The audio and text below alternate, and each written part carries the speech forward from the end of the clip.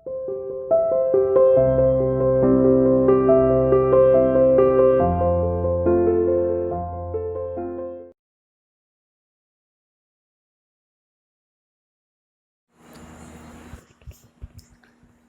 Student, welcome to CR international online classes.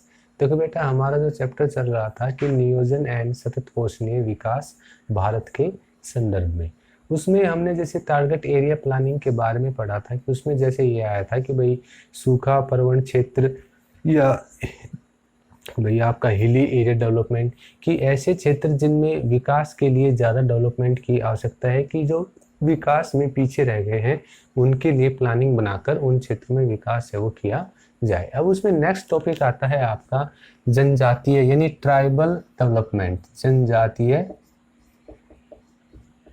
विकास, ठीक है, कार्यक्रम, जनजातीय विकास कार्यक्रम की इसमें क्या है कि जो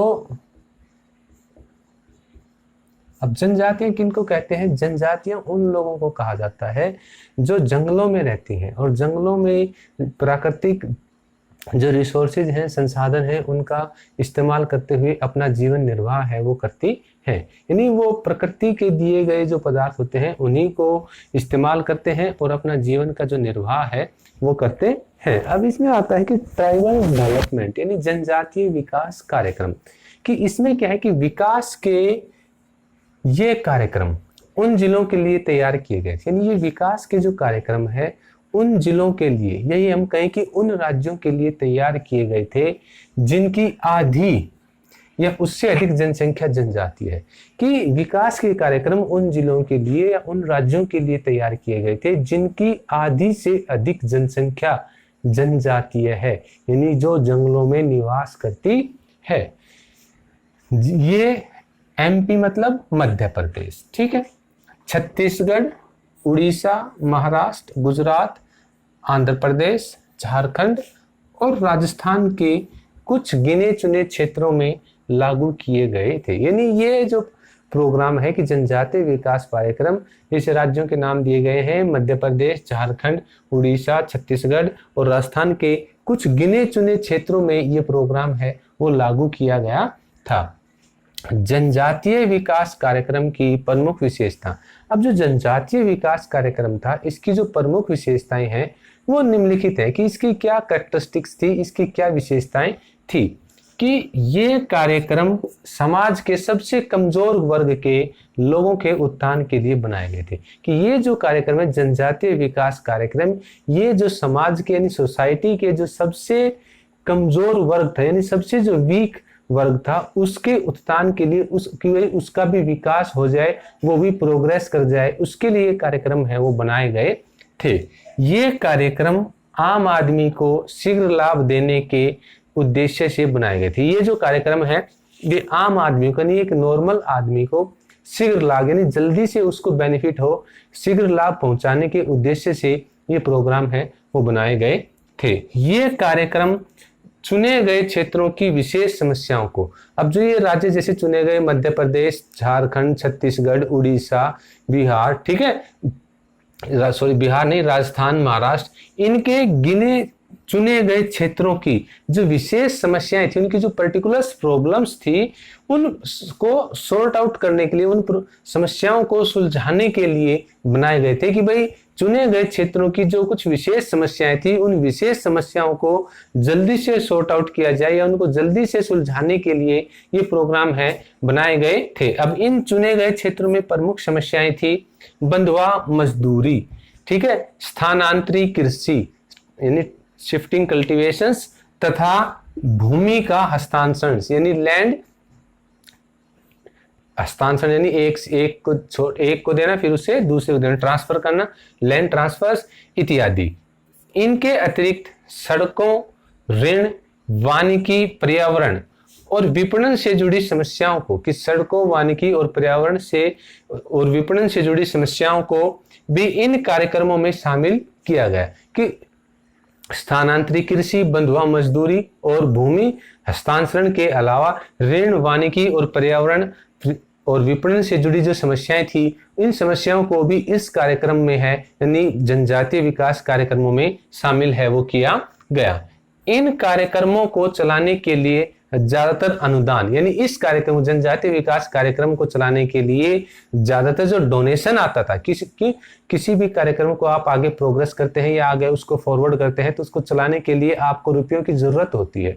तो रुपये या डोनेशन है, अनुदान है, राज्यों की योजना निधि से दिए गए थे।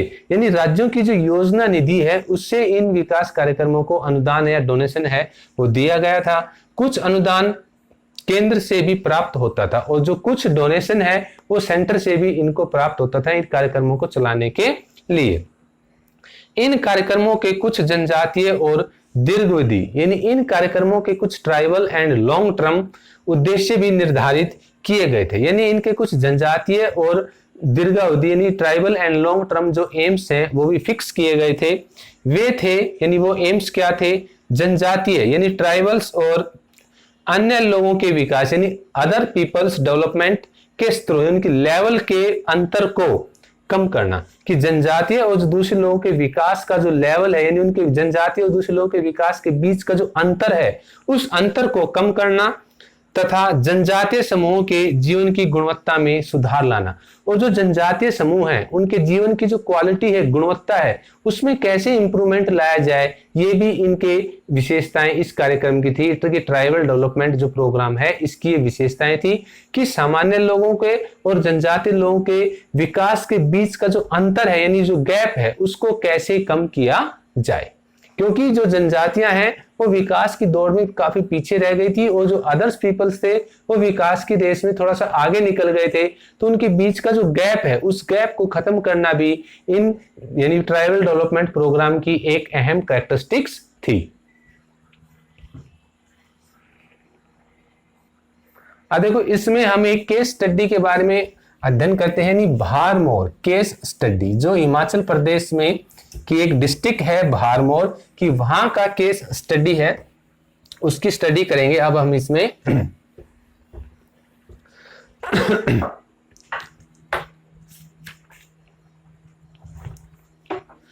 केस स्टडी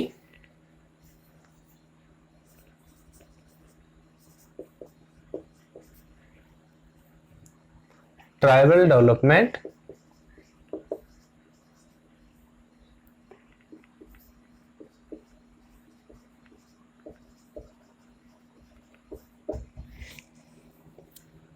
प्रोग्राम इन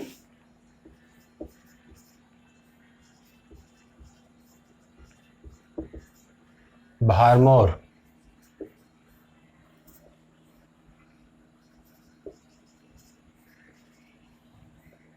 एरिया। ठीक है, कि हम ट्राइबल डेवलपमेंट प्रोग्राम है ये भारमोर एरिया का, इसकी हम केस स्टडी है उसको डिस्कस करते हैं। कि जो भारमोर है ये हिमाचल प्रदेश के चंबा जिले की, अब ये क्या है कि हिमाचल प्रदेश के चंबा जिले की, ठीक है, हिमाचल प्रदेश के चंबा जिले की तहसील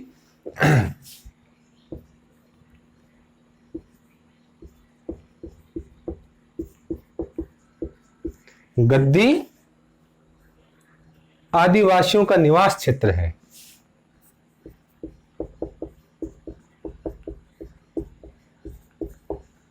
आदिवासियों का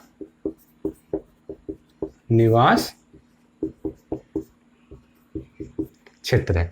ठीक है, कि जो भारमोर है ये क्या है कि हिमाचल प्रदेश स्टेट की बात हो रही है, वहां के चंबा जिले की भारमोर तहसील गद्दी आदिवासियों का निवास क्षेत्र है, जहां ये लोग हिमालय की धौलाधर और पीर पंजाल श्रेणियों के बीच स्थित रावी, व्यास और चेनाब नदियों की ऊपरी घाटियों तथा कटकों पर निवास करते हैं। कि ये एक क्या है कि गद्दी चरवाहा समुदाय, जो आपने 10th क्लास में पढ़ा हो या 9th क्लास में पढ़ा हो कि गद्दी चरवाहा समुदाय हिमाचल प्रदेश के चंबा जिले की, ठीक है, आदिवासी चंबा जिले की तहसील गद्दी आदिवासियों का निवास क्षेत्र है, जो धौलाधार और पीर पंजाल श्रेणियों के बीच स्थित रावी, व्यास और चेनाब नदियों की ऊपरी घाटियों यानी रावी, व्यास, चेनाब, व्यास, चेनाब नदियों की ऊपरी, ठीक है, कि ऊपरी घाटियों में ये लोग हैं वो रहते हैं। भरमौर की जनजातीय क्षेत्र के रूप में अधिसूचना 21 नवंबर 1975 को की गई, यानी 21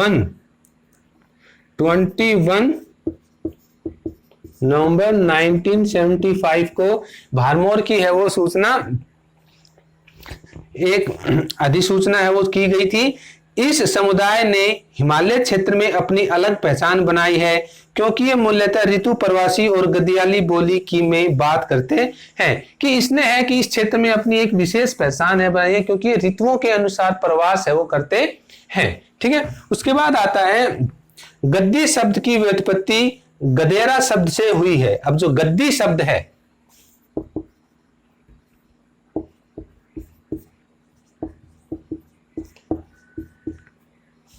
गद्दी शब्द की व्युत्पत्ति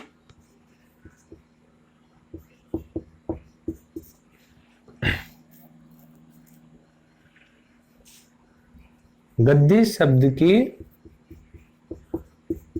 व्युत्पत्ति गदेरा शब्द से हुई है।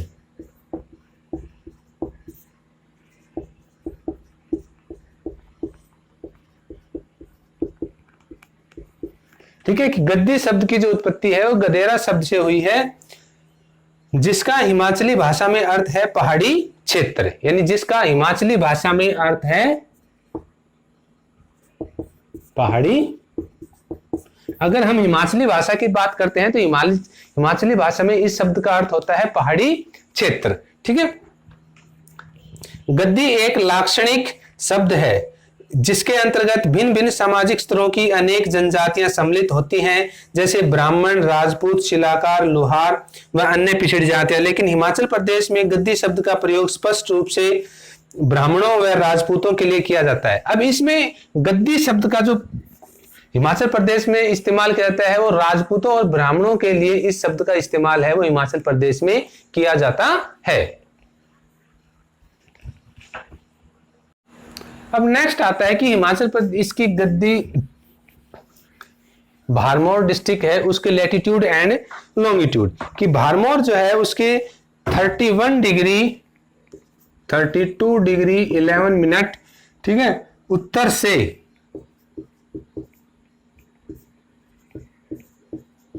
32 डिग्री 41 मिनट उत्तर अक्षांश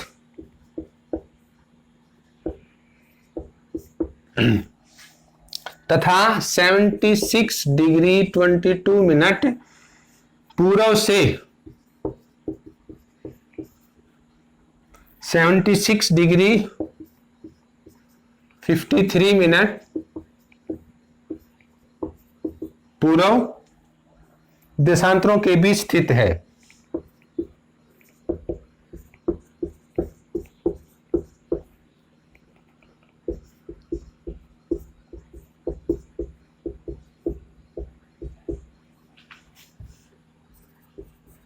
ठीक है, कि जो भरमौर है 32 डिग्री 11 मिनट से 32 डिग्री 41 मिनट उत्तर यानी नॉर्थ और 76 डिग्री 22 मिनट्स ईस्ट से 76 डिग्री 53 मिनट्स ईस्ट के बीच में भरमौर देशांतरों के बीच में जो भरमौर डिस्ट्रिक्ट है वो स्थित है। यह क्षेत्र 1818 वर्ग किलोमीटर में फैला है और यह क्षेत्र है वो कितना है 1818 वर्ग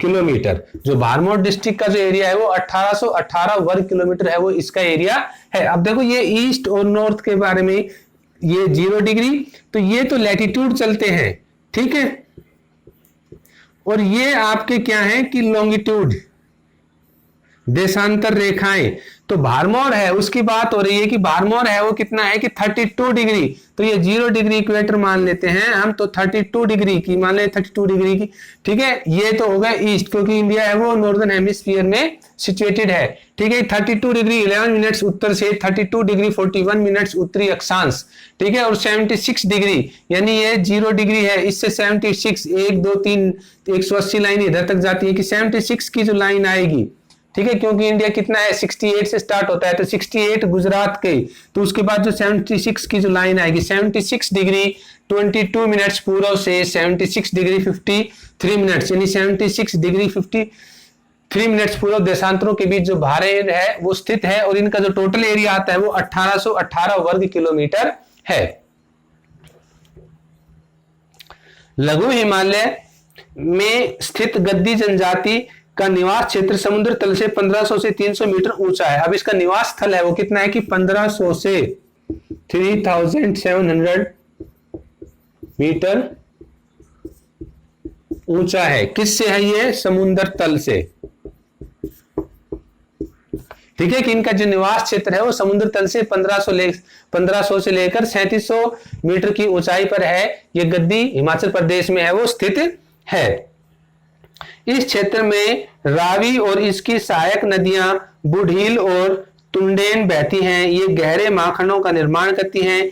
ये नदियां इस पहाड़ी क्षेत्र को 4 भूखंडों होली खंडी और गुप्ती और तुंडा में विभाजित करती हैं। शीत ऋतु में भारमोर में जमा देने वाली कड़ाके की सर्दी और बर्फ पड़ती है तथा जनवरी में यहाँ औसत तापमान 4 डिग्री सेल्सियस। अब जनवरी का औसत तापमान कितना है इसका?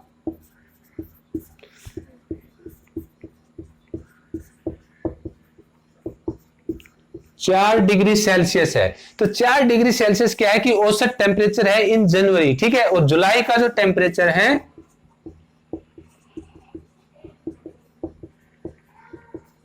जुलाई का तापमान है 26 डिग्री सेल्सियस,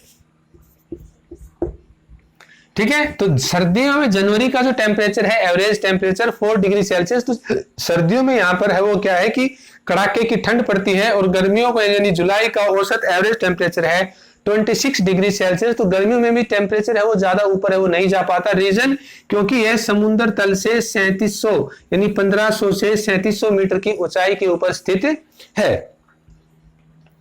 यहाँ ग्रीष्म ऋतु शीतल होती है जिससे ये बाघ स्वास्थ्यवर्धक रहते हैं। भारमोर में निकटवर्ती पहाड़ियों में कोणधारी वन मिलते हैं और ढालों पर घास के छोटे छोटे मैदान हैं वो पाए जाते हैं। जनसंख्या और व्यवसाय 2000। अब इसमें नेक्स्ट आता है कि जनसंख्या, ये तो इसकी सिचुएशंस थी यानी इसकी लोकेशंस इसकी। अब आता है इसमें जनसंख्या और व्यवसाय।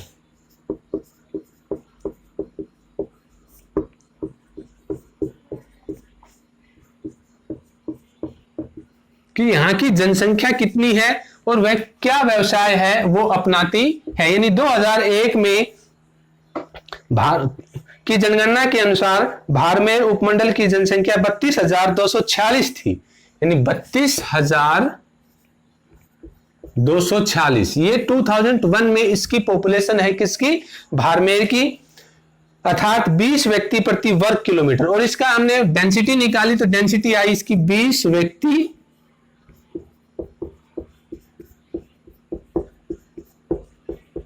प्रति वर्ग किलोमीटर, ठीक है। कि टोटल पॉपुलेशन इन 2001 के सेंसस के अकॉर्डिंग इसकी पॉपुलेशन है 32,246, ठीक है। और उसकी डेंसिटी है यानी 20 व्यक्ति प्रति वर्ग किलोमीटर, यानी 1 वर्ग किलोमीटर में 20 व्यक्ति है वो निवास करते हैं।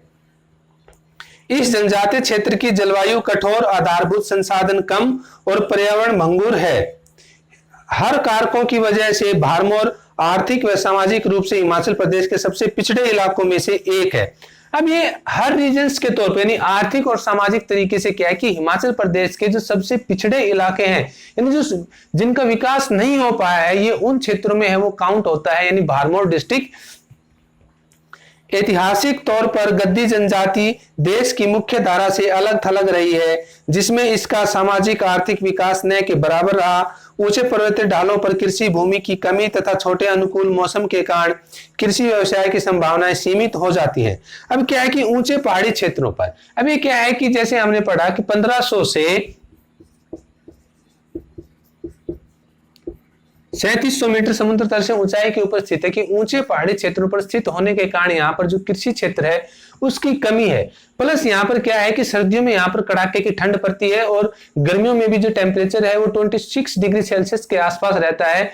तो जो समय है वो कृषि करने के लिए कम मिल पाता है, इसलिए यहाँ पर जो कृषि व्यवसाय है वो भी ज्यादा विकास है वो नहीं कर पाया है।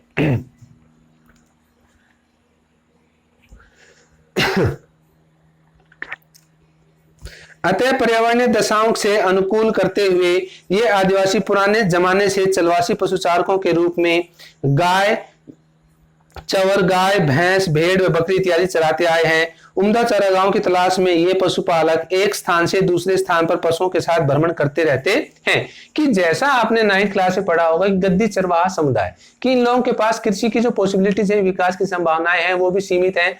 तो इन्होंने क्या किया कि इन्होंने अपने आप को पर्यावरण के साथ अनुकूलित किया और इन लोगों ने चरवाहा जो व्यवसाय है उसको अपनाया और ये लोग पशुओं को चराने का काम है वो करते हैं, जिसमें ये गाय, भैंस, भेड़, बकरी है वो पशु पालते हैं और उनको उन पशुओं को चारे की तलाश में एक स्थान से दूसरे स्थान पर ये लोग हैं वो लेकर जाते हैं।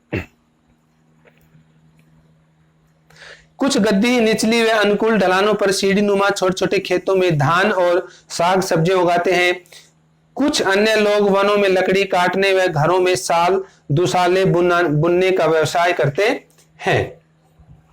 विकास का सूत्रपात्र कि भारमौर में विकास की प्रक्रिया। अब भारमौर में विकास की प्रक्रिया 1974, ठीक है, कि 1974 भारमौर में विकास है वो वहां से स्टार्ट होता है कि 1974 से तब शुरू हुई जब यहां 5वीं पंचवर्षीय योजना के अंतर्गत जनजातीय उपयोजना शुरू हुई और भारमौर को हिमाचल प्रदेश में 5 में से एक समन्वित जनजातीय विकास परियोजना का दर्जा मिला। सन 1975 में गद्दी लोगों को देश की, यानी 1975 में, ठीक है, 1975 में गद्दी लोगों को देश की अनुसूचित जनजातियों में शामिल कर लिया गया। इस क्षेत्र विकास योजना का मकसद गद्दियों के जीवन स्तर को ऊंचा उठाना तथा भारमौर और हिमाचल प्रदेश के अन्य भागों के बीच विकास के स्तर में अंतर को कम करना है। इस योजना के अंतर्गत पशुपालन, कृषि व इससे जुड़ी क्रियाओं व सामाजिक व सामुदायिक सेवाओं के विकास को सर्वाधिक प्राथमिकता दी गई। अब क्या है कि 1975 में भारमौर, कब देखो 1974 में जब अनुसूचित विकास कार्यक्रम है उसमें भारमौर को शामिल किया गया और 1975 में जब गद्दी है उनको अनुसूचित जाति में शामिल कर लिया गया, तो उसके बाद से भारमौर का जो विकास है वो धीरे धीरे होने लगा और यहाँ के लोगों को पशुपालन और कृषि के व्यवसाय इत्यादि के लिए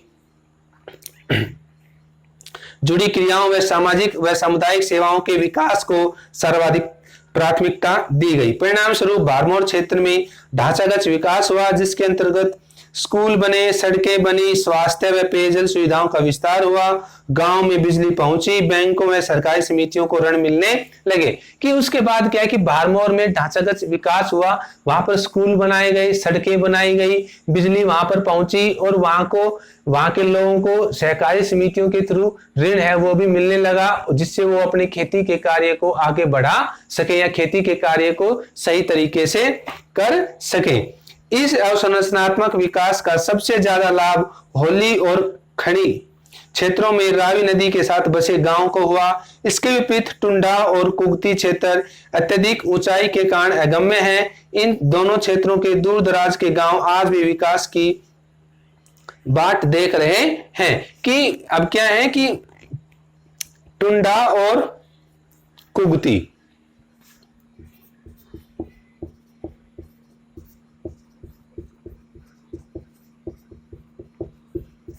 ये ज्यादा ऊंचाई पर स्थित होने के कारण ये जो प्रदेश है वो आज भी विकास की दौड़ से या अगम्य है वो बने हुए यहाँ तक नहीं पहुंचा गया है।